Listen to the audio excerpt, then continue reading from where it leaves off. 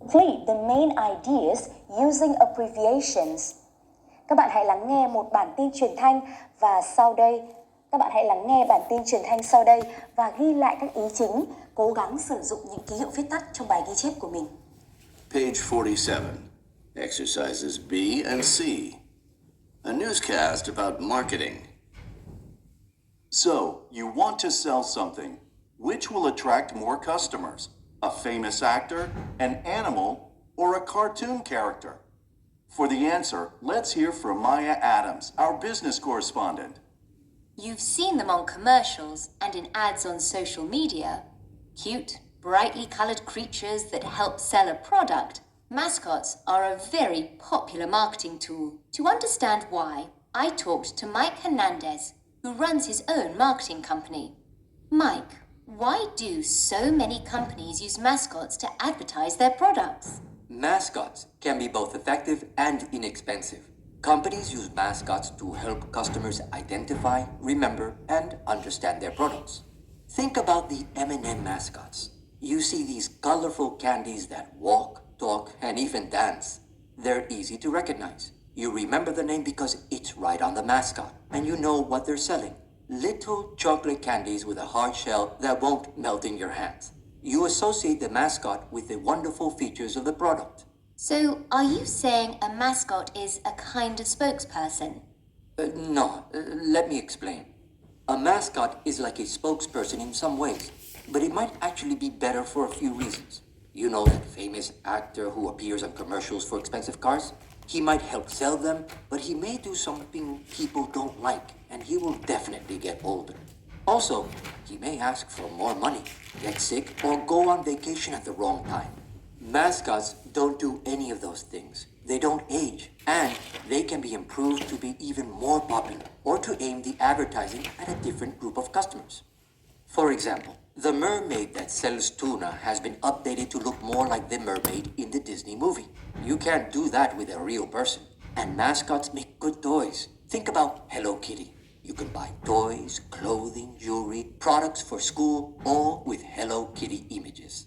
That's true. I see why they might be less expensive in the short term because you're saving money on salary. But do they sell more products in the long run? Yes, they often do. Take the insurance company called Aflac. They chose a duck as their mascot because the name sounds like a duck quacking. Because of that duck, the company's name recognition is 91% more than for other big insurance companies. And it's similar to the name recognition of Coca-Cola or McDonald's. That is impressive. It is.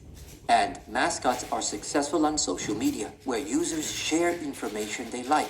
For example, a cookie company that uses mascots is shared 203% more than other cookie companies. And the tiger that sells breakfast cereal gets shared 279% more than non-mascot images.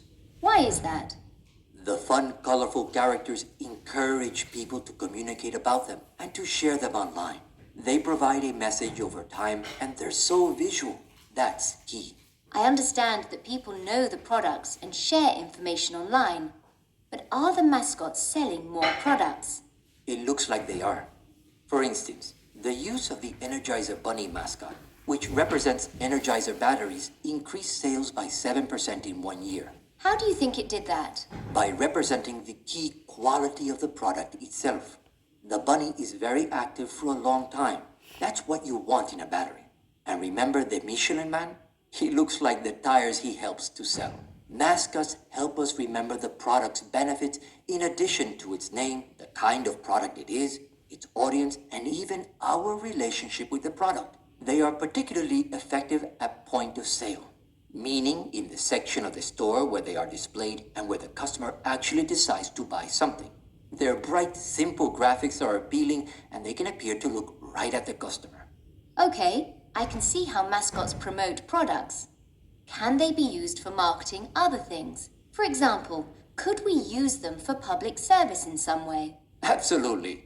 Some research suggests that mascots can help promote public service, like conservation or other environmental issues. When a mascot seems to dislike something such as pollution, people are less likely to pollute or otherwise harm the environment. They want to please the mascot. For instance, Smokey the Bear has been important in reducing forest fires. I guess the only surprise is that companies don't use them more often. Thanks for a very interesting discussion, Mike. My pleasure.